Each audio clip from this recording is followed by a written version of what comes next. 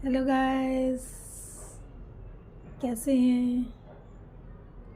नागपुर की एक सच्ची घटना। राजेश और रेनू पति पत्नी होते हैं। राजेश की एक मम्मी होती है। बड़े आराम से तीनों बड़े प्यार से रह रहे होते हैं। अचानक ही राजेश को एक गंदी लत लग जाती है नशा करने की। अब वो नशे में ज़्यादा धुत रहने लगा था। संगत उसकी ऐसी हो गई थी कि वो नशा छोड़ ही नहीं पा रहा था। अब वो जब भी घर आता तो रेनू को बहुत परेशान करता और उसको मारता पीटता और उसको गाली देता, भला बुरा कहता। रेनू उसको काफ़ी समझाती लेकिन वो मानने का नाम ही नहीं ले रहा था। अब रेनू जब बहुत परेशान हो जाती है, तंग हो जाती है, तो उससे तलाक ले लेती है। उनका तलाक भी मंजूर हो जाता है। अब दोनों अलग अलग रहने लगते हैं। तो जब अलग रहने लगते हैं तो अब जो माँ होती है, अब वो तो बोलती है कि जा बेटा बहू को लेके आ। अब बहू को कहाँ से लेके आएगा, तो तलाक हो गया। अब माँ समझ ही नहीं रही थी। माँ बार बार कहती कि बेटा बहू को लेके आ, बहुत परेशानी है, ये है वो है। वो कैसे लेके आता, वो तो सुधर ही नहीं रहा था। इसीलिए तो रेनू गई थी। तो अब क्या होता है कि जब अलग हो जाते हैं तो एक बार रेनू की माँ बीमार हो जाती है। जब उसकी माँ बीमार होती है रेनू की, तो वो अपनी माँ को अपने भाई के घर मिलने की सोचती है और वहाँ जाती है ट्रेन से। जब वो ट्रेन से नागपुर जा रही थी तो राजेश को भी उसी टाइम कुछ काम आ गया था नागपुर का।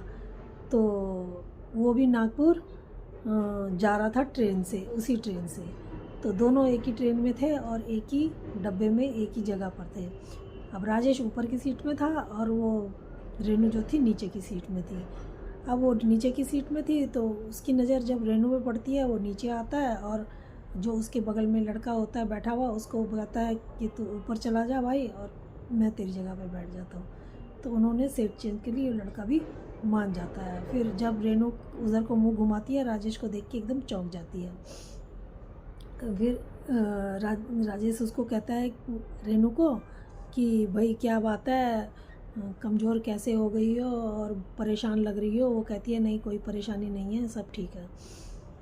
और फिर मुंह घुमा लेती है। फिर वो पूछता है कि क्या बात है, कैसे, कहाँ जाना हो रहा है, क्या है। तो वो बताती है कि मैं अपने भाई के घर जा रही हूँ, मेरी माँ बीमार है, मैं नागपुर अपनी माँ को मिलने के लिए जा रही हूँ।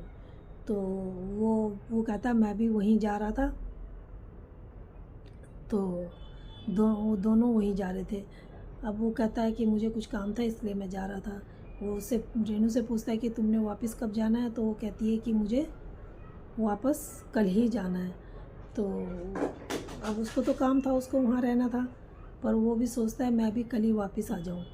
तो वो कहता है उसको ठीक है मैं भी कल वापस जाऊँगा, तो मैं 2 टिकट लेके रखूँगा और तुम्हारी इंतज़ार करूँगा सुबह 10 बजे की ट्रेन से। तो वो कहती है कि नहीं, पता नहीं मैं बस से जाऊँ, ट्रेन से जाऊँ, किस टाइम जाऊँ, अभी मेरा कुछ पता नहीं है। वो फिर भी 2 टिकट ले लेता है और उसको बोल देता है कि 10 बजे मैं तुम्हारा यहाँ पर इंतज़ार करूँगा। लेकिन उसको तो रात भर वही सोच रहा था और वो 9 बजे वहाँ पहुँच जाता है। इंतज़ार करता है, 10 बज जाते हैं, वो नहीं पहुँचती। जब 10 बजे भी वो नहीं पहुँचती तो ट्रेन भी आधा घंटा लेट थी। ट्रेन ने भी 10:30 बजे आना था। तब तक थोड़ी देर में देखता है कि वहाँ से रेनू चली आ रही है। वो खुश हो जाता है। फिर दोनों के दोनों ट्रेन में बैठते हैं और वो कहता है कि मैं कब से इंतज़ार कर रहा था तुम्हारा और तुम लेट हो गई। वो चुप रहती है। दोनों के दोनों ट्रेन में बैठ जाते हैं। जब दोनों के दोनों ट्रेन में बैठते हैं तो वो फिर पूछती है कि माँ जी कैसी हैं। तो वो बताता है कि माँ जी तो तुम्हारे बारे में पूछ पूछ के उनका देहांत हो गया और अब वो इस दुनिया में नहीं है, मैं अकेला ही रहता हूँ। तो वो परेशान हो जाती है, कहती है माँ जी को तो मैं ठीक ठाक छोड़ के आई थी, फिर क्या हुआ। वो कहता है बस तुम्हारे बारे में सोच सोच के, तुम्हारे बारे में पूछ पूछ के वो चली गई, यही कहती रही कि बहू को ले आ, बहू को ले आ, बस यही बोलती थी और वो इस दुनिया से चली गई। वो बहुत रोती है, राजेश के कंधे में सिर रख के और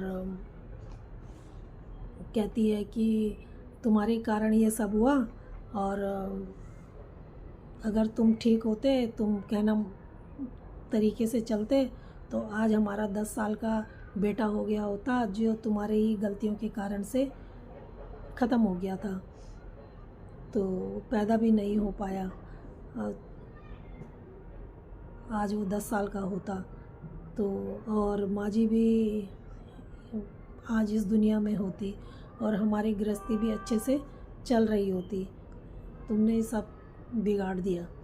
तो वो भी क्या करता, वो कहता है कि हाँ मेरे कारण ये सब हुआ, मैं भी बहुत पछता रहा हूँ और तब से मैं भी यही सोचता रहता हूँ, तुम्हारे बारे में ही सोचता रहता था, कैसी हो, कहाँ हो, अकेली क्या कर रही होंगी।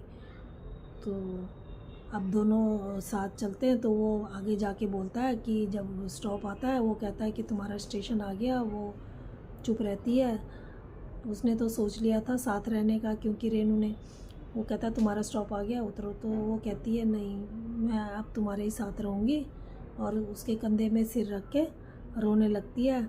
अब दोनों के दोनों साथ रहते हैं। वो भी कहता है कि मैंने सब बुरी आदतें छोड़ दी हैं, अब मैं कभी भी तुम्हें परेशान नहीं करूँगा और मुझे माफ़ कर दो।